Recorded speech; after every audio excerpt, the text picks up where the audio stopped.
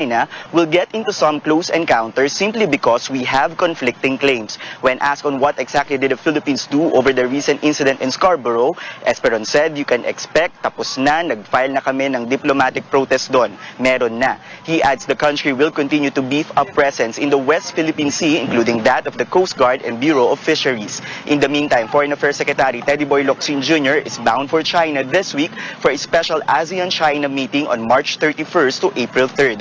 Locsin and counterparts from Indonesia and Thailand will discuss regional and international issues with China.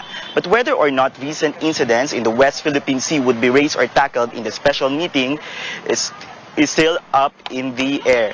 Beijing defends its actions in Scarborough Shoal, calling it an inherent territory with sovereign rights and jurisdiction in the area.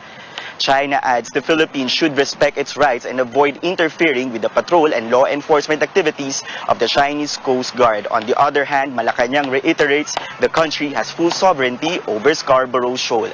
Japan has also expressed its support or position in the Scarborough Shoal. It said that any form of coercion or use of force in the region is unacceptable. Back to you, Pia. Tristan Adalo there reporting. As campaign rallies of presidential candidate Vice President Leni Robredo drew record-breaking crowds, her daughters are fully aware of the realities on the ground, a sobering reminder that there's so much work to be done. Our Anjo Alimario joins one of Robredo's daughters in her house-to-house campaign. Po ako ni Leni Robredo, hindi po kami tulog. Pasensya na istorbo namin po. At 7 in the morning, Trisha Robredo is already busy moving from one house to another in Barangay Tandang Sora, Quezon City, bringing her mother closer to the people. A few days ago, the second daughter of presidential candidate Vice President Leni Robredo gave supporters a reality check that it's not all sunshine and rainbows. They've been heckled while conducting house-to-house campaign. Siyempre, human din kami. Medyo masakit din sometimes. Pero alam naman natin na hindi sila yung kalaban. So tuloy lang po talaga sa laban. Bigger goal lagi at hand.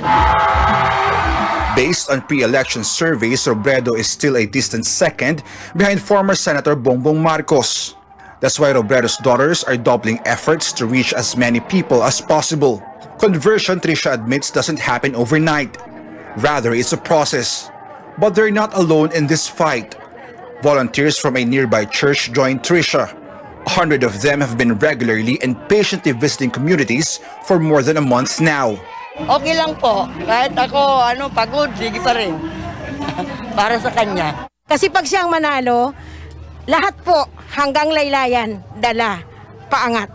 Kaya kami po walang bayad. Nanay Leonilia says she's already decided. Kasi sana po naging siya. Siya ang si Leni. Just behind her, a Marcos tarp is displayed. Hindi, lagay lang sila ng lagay. Tabing po sa ulan, init. Robredo appeals to volunteers not to give up on non-supporters. While it was a hard decision to reach to allow their mom to run again, they're now all in. Pakiramdam po naming magkakapatid parang kasalanan na hindi namin siya ipairam ulit kung alam namin na siya yung pinakarapat-dapat naman mamuno ng ating bayan. Anjo Alimario, CNN Philippines. On to other presidential candidates. The Nacionalista Party is officially endorsing the tandem of Bongbong Marcos and Sara Duterte. Marcos was a member of the Nacionalista before joining the Partido Federal ng Pilipinas. The NP is led by businessman Manny Villar and his wife, Senator Cynthia Villar. Their son, former Public Works Secretary Mark Villar, is running on the Marcos-Duterte Senate slate. Manila Mayor Isko Moreno meeting with representatives of Elon Musk's company SpaceX. They discussed the Manila government's acquisition of the so-called Starlink internet broadband, which is the first for any city in Southeast Asia. Moreno plans to put up more than 1,000 satellites in almost 900 villages, more than 100 public schools, and in some hospitals and police stations. Senator Manny Pacquiao also met with SpaceX officials today. They discussed how foreign firms can now enter the country's internet technology market more easily through new amendments in the Public Service Act. Pacquiao previously met with SpaceX officials last January. Meanwhile, Pacquiao says he will be able to recover a bigger portion of the Marcoses' ill-gotten wealth as president through his fame as a boxing icon. Pacquiao claims he will be able to persuade institutions that are supposedly keeping some of the family's assets to return them to the Philippine government. Pag pumupunta ako sa ibang bansa, kilala ako. Di ba? So yun yung siguro isa sa mga advantage ko na as a international figure, re-respetuhin yung request natin at pakiusap natin para hanapin, halugugin lahat ng mga, di ba? Presidential candidate Bongbong Marcos could be criminally liable for money laundering. That statement coming from a former commissioner of the Presidential Commission on Good Government. Ruben Carranza says the former senator and his mother Imelda are co-administrators of the estate left by the late dictator Ferdinand Marcos, and that the two are supposedly hiding ill-gotten assets. In 2003, the Supreme Court ruled that the wealth of Ferdinand and Imelda Marcos, in excess of their legal income of approximately $304,000, is presumed to be ill-gotten. That amount is now currently worth over 15 million pesos. The filing of an anti-money laundering complaint must be based on what's called a predicate offense. You know, an offense in which you acquired assets that are ill-gotten that you then try to launder. No? Lalaban mo yan para maging malinis at maitago mo yung marumi niyang pinanggalingan. The predicate offense in this case is corruption. The predicate offense in this case is hoarding and hiding ill-gotten wealth, which is already a finding that's filed under the executory as from 2003. The Anti-Money Laundering Council of the Philippines can actually act on its own, motu proprio, or complainants can file complaints before the Anti-Money Laundering Council to investigate Marcos Jr. for money laundering. The Marcoses have yet to respond to CNN Philippines' request for comment. Want to know more about where presidential candidates stand on various issues? Catch the Commission on Elections' second presidential debate, where 9 out of the 10 contenders will answer pressing questions on government accountability, foreign relations, safety, and security. That's this Sunday, April 3rd at 7 in the evening. And don't miss out on our pre-debate special, hosted by yours truly at 6:30 in the evening that same night, only here on CNN Philippines.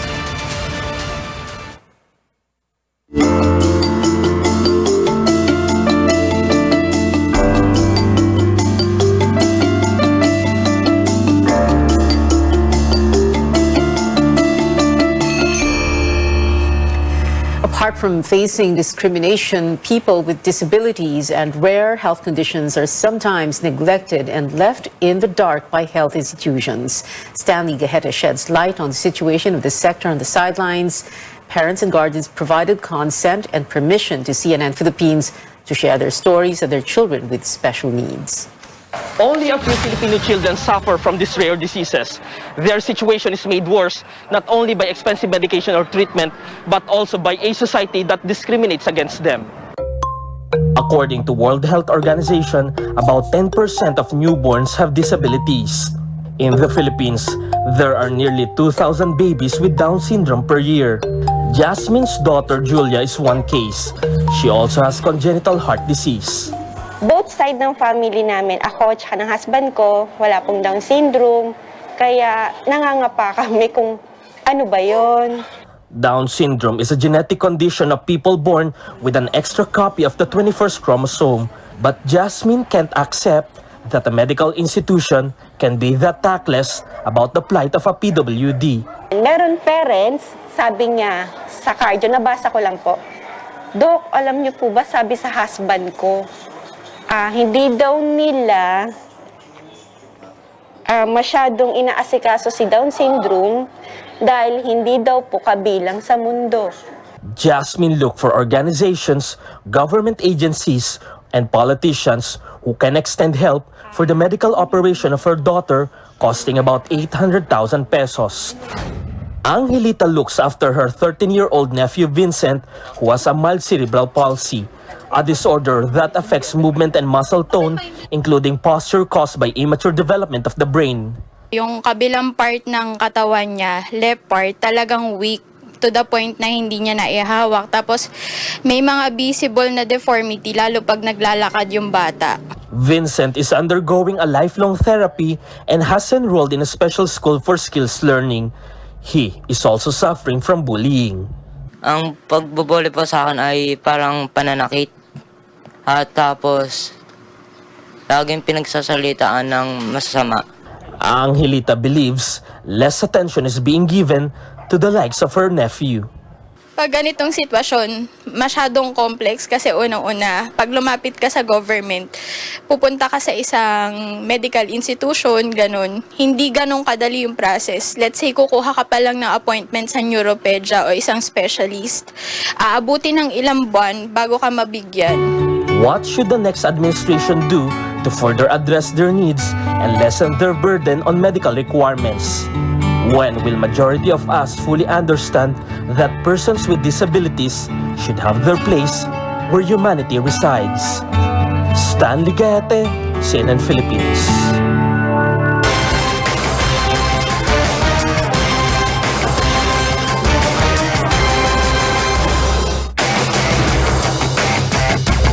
Officials are taking things one step at a time amid the new normal.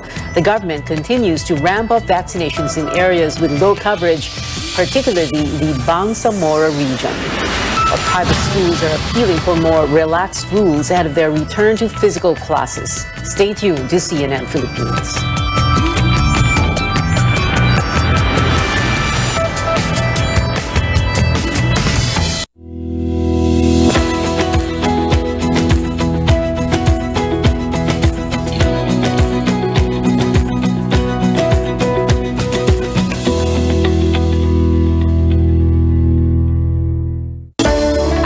Conquering the universe was the ultimate, but there's more. Dahil tinawag ko ako ng Panginoon for a major purpose. To guide the youth, help communities, and to bring others closer to Him. Kaya I take care of my health through proper diet, exercise, and MX3 capsule. I am ready to serve. Kasi para sa Panginoon, hindi lang ako 4th runner-up. First place ako sa puso niya.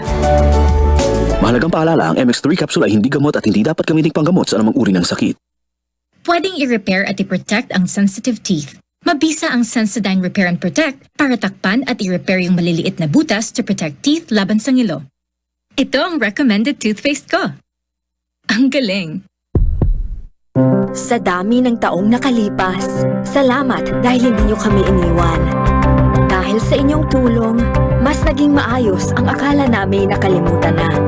Basta't nariyan kayo, alam naming hindi mapapabayaan ang aming paghihirap para sa sarili, sa pamilya, sa kapwa, at sa bansa.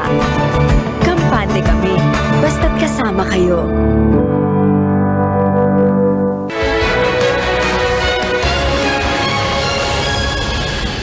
Welcome back to CNN Philippines. Prices at the pump again soared by up to nearly 10 pesos today. Chrissy Di Matulak reports some public transport drivers are taking more trips to make ends meet. Another beeline for motorists at this service station in Mandaluyong City to beat a new round of fuel price increase at 6 a.m. Motorists say they have no choice but to factor in unpredictable pump prices in their routines. Nangangamba kami dahil siyempre apektado rin naman. Diba? Kahit sino naman siguro pagdating ng mga nagkatas yung rin, nagpapanik din sila. Siyempre hindi masaya, pero wala tayong magagawa eh. Kailangan natin mag-adjust. Kailangan umalis na maaga, alis na maaga para mabawi yung nawawalang pera dahil sa gas. In the new round of price increase, the public transport sector takes another hit since diesel is now more expensive than gasoline. Diesel now sells for 70 pesos per liter and gasoline at 69 pesos. While public utility drivers have been given a one-time fuel subsidy, they are hoping for a fair hike to cope with rising prices. Dapat sana itaas po nila kasi talagang mababa yung namin. Wala kami maiuwi, halos pamilya. Kahit wala na po yung ayuda, basta may taas lang yung pamasahe. Kahit hindi na magtaas, babaan na lang po ang presyo ng diesel. Oo, kasi makaka-accommodate yan lahat yan eh. Ma-afford namin lahat yan. Transport regulators recently denied the provisional 1 peso fare hike petition of transport groups. They say there must be a balance between the interests of commuters and the transport sector. Meanwhile, the main petition seeking for a 5 peso increase in the minimum fare is still pending. As a stopgap move to ease commuter concerns, the government carries out this week free rides at MRT3 and EDSA bus carousel. But one transport group says only a few benefit from the free trips. May libreng sakay, pero merong hindi kasama.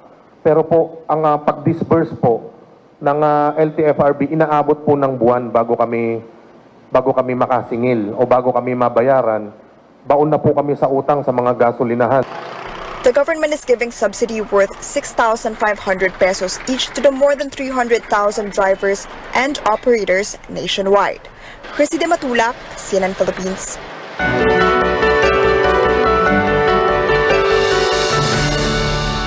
Health Undersecretary Maria Rosario Vergere says new cases may drop to as low as 70 per day next month. Vergere explains this is based on several factors, including vaccination rate, waning immunity of vaccines, and pre-pandemic level mobility. She says projections may change if other risk factors come into play, like potential new variants. Kung ano yung current mobility patterns at saka yung compliance to minimum public health standards at saka vaccinations natin ay pareho lang. By April 30, nationally, we will have daily cases of 70 hanggang 268.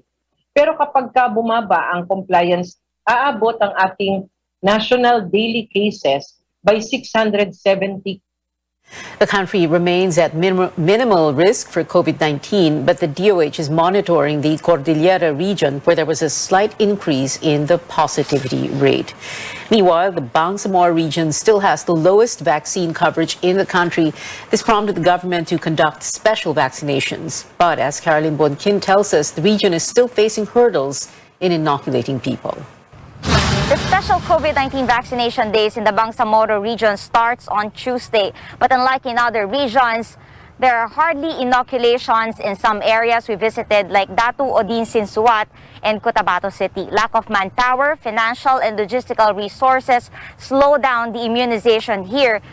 A BARM Health Ministry official says they have no dedicated COVID vaccinators. That's why health workers can only administer vaccines on either this Wednesday or Thursday to give way to other health services. They are actually handling 44 programs of the Department of Health in one person. That is why hindi naman po pwede na isakripisyo po natin yung kanilang other trabaho. Security is also a concern. Some areas are not really going on an 8 to 5 vaccination.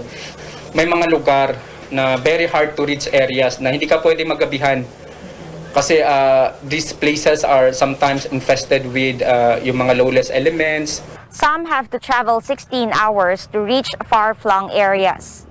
All BARM provinces have only vaccinated below half the target, with Lanao del Sur at the bottom with only 21% coverage. Getting the right message to people, especially in remote areas, is a priority here. We've talked to some unvaccinated residents. Most of them don't want to go on camera, but many tell us they're afraid of the side effects they read on social media or hear from friends and neighbors. Natatakot lang, ma'am. Yung makukuha ko, baka makukuha ko ng sakit dyan sa bakuna. Kasi yung iba, nababalitaan ko na may maraming namamatay. Yung mga kapitbahay namin, balitaan nila na may namamatay. By Raisa, her parents and 9 siblings are all unvaccinated. Despite explaining that no vaccine-related deaths have been reported in the Philippines, By Raisa says she will only get the shot if her siblings get it first or if it becomes a requirement for in-person classes. Despite these challenges, BARM health officials hope to vaccinate 86,000 people until Thursday. They have the usual vaccination sites and conduct house-to-house visits, but they will focus their resources in areas with the lowest vaccine coverage. Caroline Bonkin, CNN Philippines. The province of Cebu also holding a special vaccination campaign today until March 31st. You're seeing on your screens the 12 priority areas for the rollout. Health workers are going house to house to achieve the target of 40,000 doses. Officials aim to focus on senior citizens in Cebu, which has the lowest vaccine coverage for that group at almost 40%. With vaccinations and the downgrade of alert levels, limited in-person classes are back. But for some private schools, shifting from virtual to physical is a challenge because of requirements set amid the pandemic. AC Nichols has that story. Sixth grader Zabril Pan goes to a private school in Mandaluyong City. Classes are still fully online, but he cannot wait to attend in-person classes. Pag online class, mahirap. Mahirap focus kung naglalag yung teacher. Department of Education data shows only about 200 private schools have started face-to-face classes. A group of private schools hopes for an easier application process. As per guidelines, schools have to go through a validation process to hold in-person classes. The DepEd safety assessment tool lists requirements such as the installation of hand-washing facilities, that teachers should be fully vaccinated. We need to submit everything first and it has to be checked. Ilan lang ba ang empleyado rin sa DepEd na that are also in charge of doing this, and considering that they also need to do other things sa division and sa region. So I think it slows down the process. Most private schools will not hold in-person classes until next school year, according to the Coordinating Council of Private Educational Associations of the Philippines, or COCOPEA. Some issues need to be discussed with parents. Yung mga parents ng ibang bata, syempre, tinatanong din yun, lahat ba ng papasok ay vaccinated? Kasi kung hindi, they wouldn't also volunteer. And at the same time, what do we do with those unvaccinated? Do we require them to just submit a negative RT-PCR or antigen, and at whose cost, no? Education officials are now finalizing new guidelines for the expanded implementation of face-to-face classes to align with the current situation. The safety assessment tool will be made easier for schools to comply. Economic managers, meantime, are pushing to fully resume in-person classes, saying it would be a huge help in boosting the economy. Parents have mixed reactions about this. Some, like Zoila Pablo, are in favor. Sabi ko nga, online na nga lang, hindi pa kayo pumapasok. Sabi nila, mama, ayaw namin ng ganyan kasi hindi kami natututo. Puro parang pandaraya lang ba? Kasi pwede daw silang magtanong sa magulang. Minsan ako gumagawa. While others are not comfortable sending their kids back to the classrooms just yet. Hindi pa rin sure. Baka mamaya biglang mag-increase na naman yung COVID sa bansa. Simply put, the DepEd believes blended learning is the future of education. AC Nichols, CNN Philippines. Coming up, Will Smith has apologized to the Academy, his fellow nominees, and now the comedian himself, whom the actor slapped at the Oscars. And good news for BTS fans. Another member tests positive for COVID. Details after the break.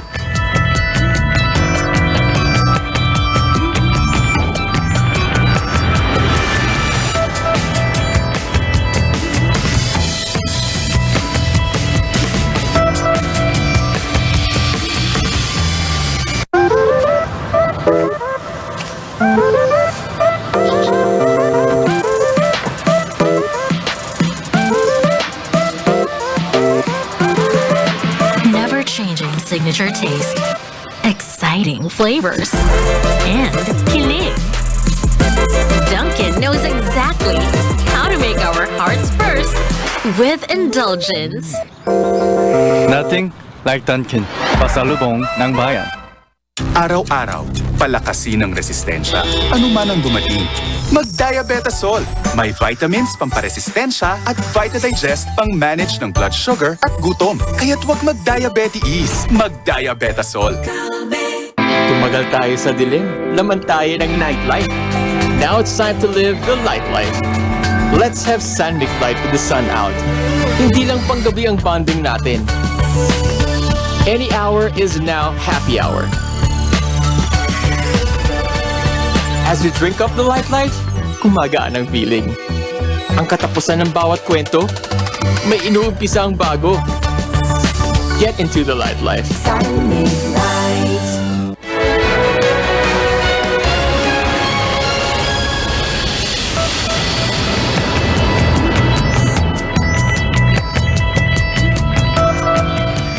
Welcome back. Actor Will Smith apologizes to Chris Rock after yesterday's shocking slap on the Oscar stage. In an online post, Will says the joke about his wife, Jada's medical condition, her alopecia caused him to react emotionally, but that his actions were not indicative, he said, of the man he wants to be. The Academy says it condemns what Will did, adding that it has begun a formal review of the incident where it will explore further action. K-pop updates now. Jungkook of BTS tests positive for COVID-19 upon arriving in Las Vegas for their Grammy gig. The group's agency says Jungkook has a mild sore throat and is being treated while in self-quarantine. All 7 BTS members have contracted the virus in the past 4 months.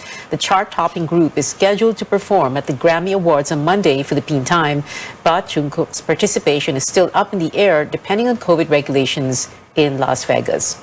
Well, speaking of BTS, another group joins them and Super M as the only Korean artists to top the Billboard 200 albums chart. Stray Kids landed at number 1 with their first ever entry on the list, Ordinary. They also had the highest pure album sales in the US this year at 103,000 copies. Well, speaking of milestones, Taylor Swift is adding another honor to the list, this time from New York University. NYU will award the singer with an honorary Doctorate of Fine Arts at the class of 2022's graduation ceremony on May 18th. Swift will also deliver the commencement address. This is not the first time the university recognized Swift's influence. NYU has offered a course on her work. And that is it for now. Join me again on Politics as usual from 8 to 9 p.m. tonight. I'm Pia Ontiveros for Newsnight, where we go above and beyond the headlines.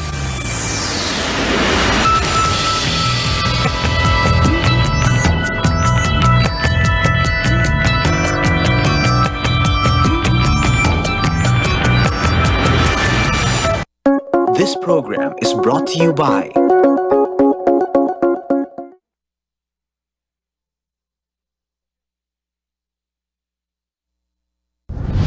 RPN Regional AM radio stations nationwide welcomes CNN Philippines, a first on radio. To bring you the latest news you can use, news you can trust. Listen to Newsnight, weekdays, 6 p.m. We now go above and beyond the headlines. Followed by Med Talk, Health Talk. We'll talk about how to keep ourselves healthy during the pandemic. Politics as usual. Our guests for tonight, 2 political science professors. Up close and more. Catch CNN Philippines in all RPN AM radio stations. Weekdays, 6 to 7 p.m. CNN Philippines Hour. DYKB Radio Ronda.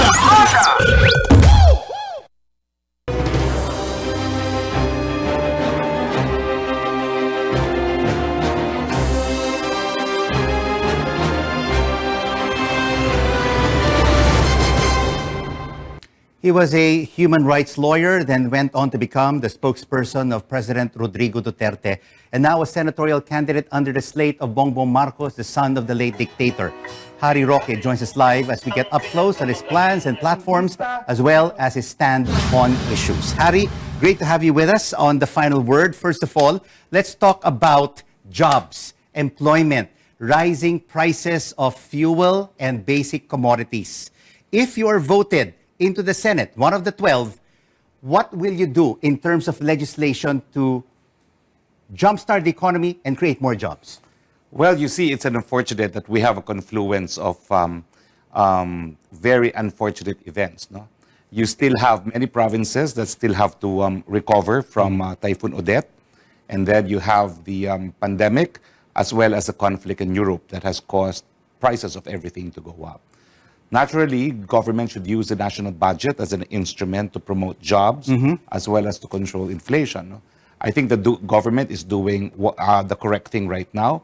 They're giving ayuda to the poorest of the poor, as well as giving gasoline subsidies to farmers and fisher folk. Is the ayuda of 200 pesos sufficient, or is it right to raise it to 500 pesos? The president ordered rightfully that it be raised to 500. I wish it could be more, but as you know, you can't spend money that you don't have unless you resort to borrowing again.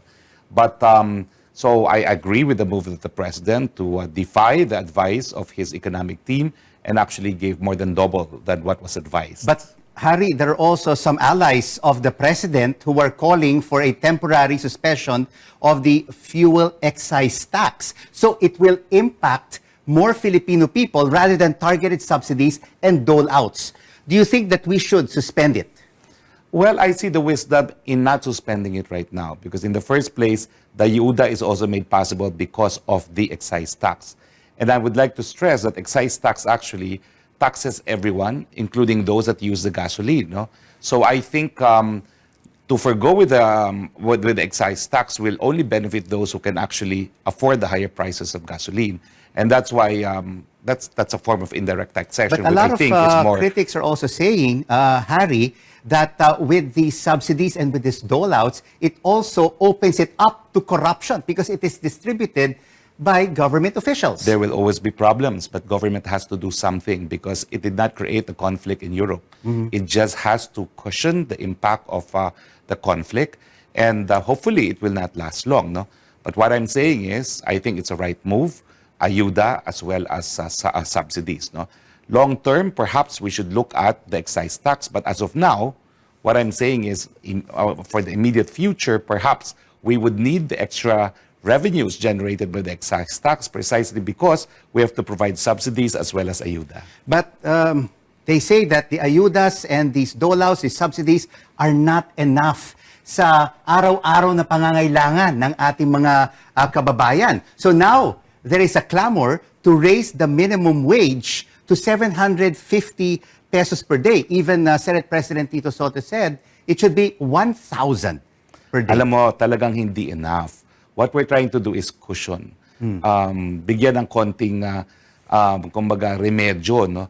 It will never be enough. But, you know, we're hoping that the conflict in Europe, of course, will end soon. No? And that's why I have got on record to say that because of the close friendship of the president to Vladimir Putin, and because of the effect on the Philippine economy as well as the worldwide economy, perhaps the president should be one of the peacemakers, no? Because we need this conflict to end, because that is ultimately the solution to inflation brought about by the conflict. No?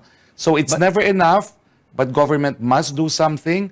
I think as of now, the status quo as far as the regional wage boards should be allowed to work, because legislated minimum wage at a time when we are still recovering from the pandemic and facing inflation because of the conflict in Europe may just lead to increased unemployment.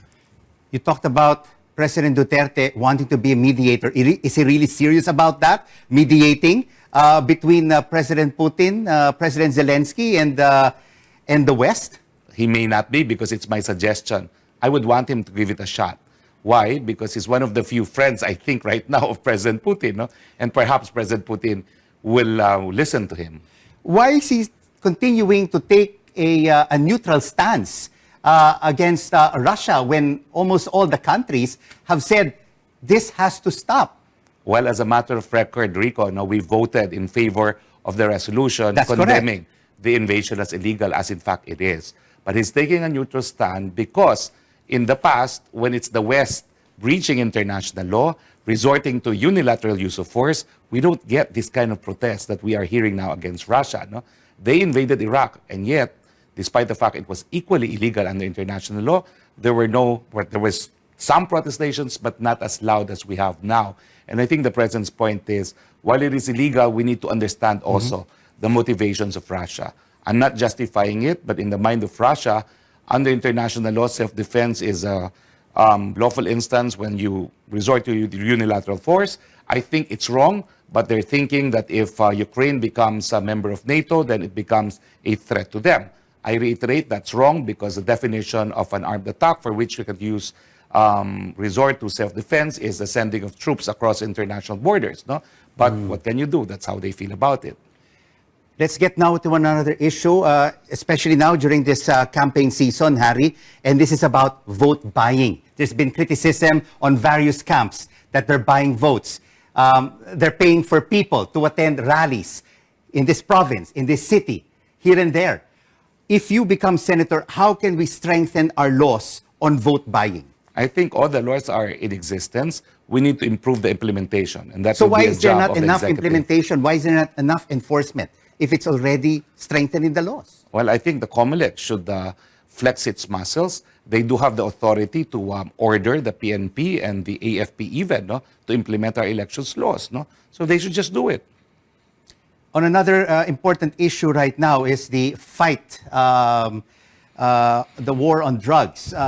Should it continue to adopt, the next administration, should it continue to adopt an ironclad, no-nonsense anti-drug policy, just like what President Duterte did? Well, I think even in the United Nations, no, it is in the agenda. We should have an unrelentless effort to curb trade in illegal drugs. There can be no substitute. Mm-hmm. And of course, if you become senator this coming May 9th, what will be the first bill you will file when you sit in the Senate? I would say it would first be the what I promised, the provinces ravaged by Typhoon Odette, no, which is a supplemental budget bill, because I know that the provision of the 2022 budget is not sufficient, not just even for purposes of rebuilding homes, more importantly, reviving livelihoods. Then we would have to look at health, because that's my pet law when I was a congressman. I authored universal healthcare law, and I'm now convinced that the only way universal healthcare law will work is if we abolish PhilHealth, replace it with a National Health Service, because it will achieve two things: get rid of the corrupt ones in PhilHealth, and number two, emphasize that universal healthcare is not the same as PhilHealth of the past. It is not just medical insurance. We will not rely on the premiums alone for benefits. We will use government funds to promote the right to health. So why wasn't it done in this administration? Well, I authored universal healthcare, and in my version, I wanted to abolish PhilHealth. Unfortunately, the author of the Senate version of the bill was Ralph Recto, who was also author of the PhilHealth law. So I think it was around March of 2019, when Congress was about to go on recess, I made a judgment call. I passed our version in the House as early as September of 2017. And March 2019, nothing was happening in the Senate. So I called a meeting in Malacanang. I was already spokesperson. And I agreed by way of compromise, okay, let's retain PhilHealth, but let's provide for accountabilities. Accountabilities which proved inefficient or not insufficient, because obviously no one has been fired from PhilHealth. We still have ghost claims, and we still have hospitals complaining that their valid claims have not been settled by the agency. So, Harry, it is clear what your legislative priorities will be if you become senator after May 9th. But there are also a lot of question marks why you joined the Marcos Duterte Senate slate, because you are known to be a human rights lawyer, anti-Marcos, a Marcos activist.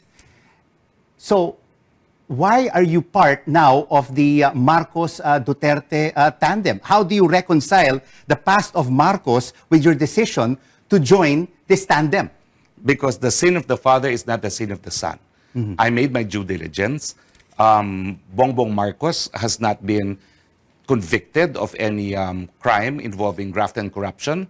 He has not been convicted, even accused of human rights violations. And there's been decisions in the U.S. pursuant to the Alien Tort Claims Act for human rights violations. And it is the Marcos himself, and of course, when he died, his estate, no, that is being made to pay, but not Bongbong Marcos himself. But didn't you even consider his father's sins? His father being a dictator. Thousands were killed, tortured, and jailed. There were so many Marcos atrocities. And he was in the home of his father in Malacanang. Didn't that even cross your mind? It did, and I realized that he should not be made accountable for whatever his father did. In the same way that I will not be responsible for whatever my father did. What about the unpaid taxes of the Marcoses? The BIR is charging him more than 200 billion pesos. Shouldn't he be paying those taxes before he runs for president? You know, or even before he's elected? There's a saying, there's only two certain things in life: death and taxes. Government has all the remedies if it wants to collect. Let government collect. All right. Here's another issue. I did a little bit of research on your background. You are a top debater, an award-winning debater. And you mentored and coached the UP College of Law moot teams that won in various international competitions, particularly those in Oxford, one of the best schools and debating clubs in the world. But the tandem that you support Bongbong Marcos and Sara Duterte do not even want to participate in any of the debates, just like what we had here on CNN Philippines. Why not you, as a top debater, coach them for them to join these debates? Well, Harry. you know, I'm no longer a debate coach because I've ceased to become But you are an a top academic. debater. Yes, but number one, it's not my business to speak for them. You should ask them. The first and last time I agreed to be spokesperson was for President Duterte, and I'm sorry, I have no authority to speak either for Bongbong Marcos or for Inday Sara. They have spokesperson. So I think they should be the ones to answer on behalf of the principals. No? As far as I'm concerned, I join every forum, including this current forum, because I think it's important that people should know my legislative agenda, if only because I'm convinced that if they know my legislative agenda, they know that I can do more than dance. But shouldn't your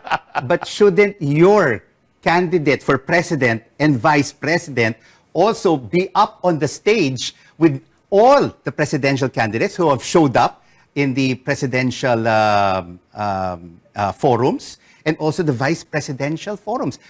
Would you not advise them to join so that at least they can debate, they can rebut all the issues against them and not just be part of one-on-one interviews? What's interesting is they didn't ask for my opinion. I did not give Shouldn't my you opinion. be giving them your opinion being a top debater? Not Harry? really, because I'm only an adopted candidate. No, so it's not my business. It's their lookout. They know that there may be ramifications, and they're willing to face the ramifications for their refusal to debate. No, but the point I'm making is at the time of the internet, and precisely because we have mass media, if you want to know the platforms of candidate, you will, and not just through debates. And of course, yesterday we saw the PDP Laban Kusi Wing endorsing Bongbong Marcos for president.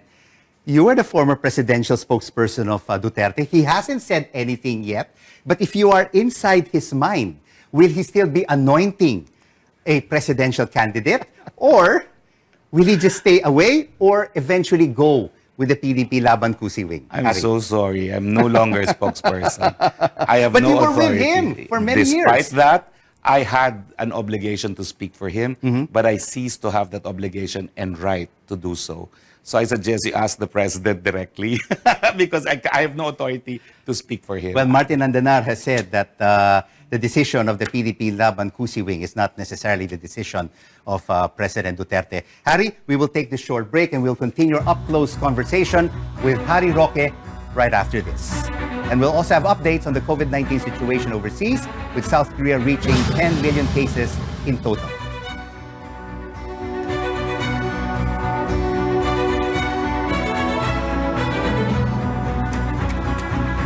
And as we go on a quick break, we give you an update on the ongoing cleanup of the Pasig and Culiacan rivers.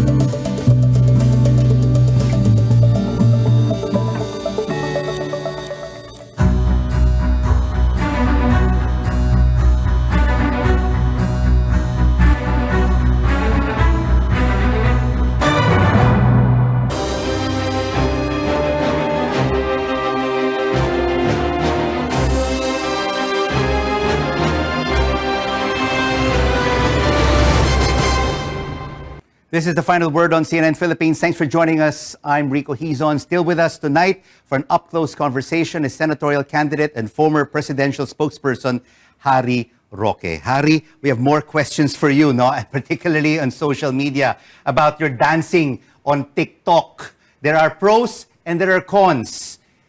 Do you really have to dance to be able to impart your legislative agenda to the Filipino people? I think so, because people know that I was an associate professor of law at the UP College of Law, visiting scholar at National University of Singapore, an adjunct professor at American University. I have nothing to prove by way of capability as far as being a lawyer, being a legal scholar, and being a legislator is concerned. But because I was spokesperson for the longest time, and many people know me only as a spokesperson, they think I'm a very ferocious person, which actually affects my likability. So by dancing, I show them that I am not the ferocious person that you see who was presidential spokesperson. That's why I insist I will never be spokesperson for anyone again. And that's why I'm sorry I'm not able to answer many of your questions already. But Harry, this election is not about entertainment. It's about, serving the people, addressing their current issues. Yes. Pandemic response, employment, jobs, food, power, protecting their rights. Of course, I address those two and I dance. And of course, the dancing captures the interest so that after my dancing, they listen to what I have to say. So, this is a gimmick, this entertainment, this singing. Will you also be singing? Is the next question. I don't have a voice for it, so I can't sing. But we're both communicators. And when there's about 13 or 14 people who will speak, and it's going to be worse because there's going to be local candidates beginning the 25th, you need to capture the attention of the people. And that's what I'm doing. It's part of improving communication between the audience and myself. And of course, people on the internet may not like it, but I can assure you, I always ask the audience, do you still want me to dance? And they all clamor for it, so I do. We are in the last 1 minute of our interview for this up-close conversation with you, Harry, and we will be asking you about 10 questions, yes or no, no explanation. Just give us your direct answer if it's a yes or a no. Should we repeal the oil deregulation law? Yes. Are you in favor of reviving the Bataan nuclear power plant? No. If you become senator, will you make it mandatory for yourself, the vice president, and members of Congress to reveal their statement of asset, liabilities, and net worth to the public? Will you allow the International Criminal Court to investigate President Duterte? No. Do you favor the reimposition of the death penalty for drug-related crimes? No. Do you favor resuming peace talks with the communist rebels? No. Will you allow joint exploration of the West Philippine Sea? Yes. Should the country be more aggressive in protecting its maritime interests in the West Philippine Sea? No.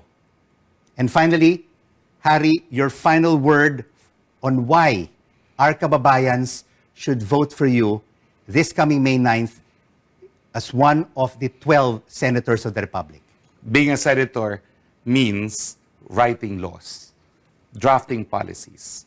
I think I have proven myself not just as a lawyer, but also as a professor of law, as a student of law, as well as someone who has used the law to accord justice to victims of injustice. I've also proven myself as a lawmaker. I was primary author of universal health care, free irrigation, free lunch for malnourished children, the AIDS law, and one of the proponents of the free college tuition for state universities and colleges. So I know the law, I use the law for justice, and I've used the law for policy that has provided genuine change in the Philippine society. That's more than enough reasons for the people to elect me into the Senate. Senatorial candidate Harry Roque, thank you so much for joining us on The Final Word. Thank you very much as well.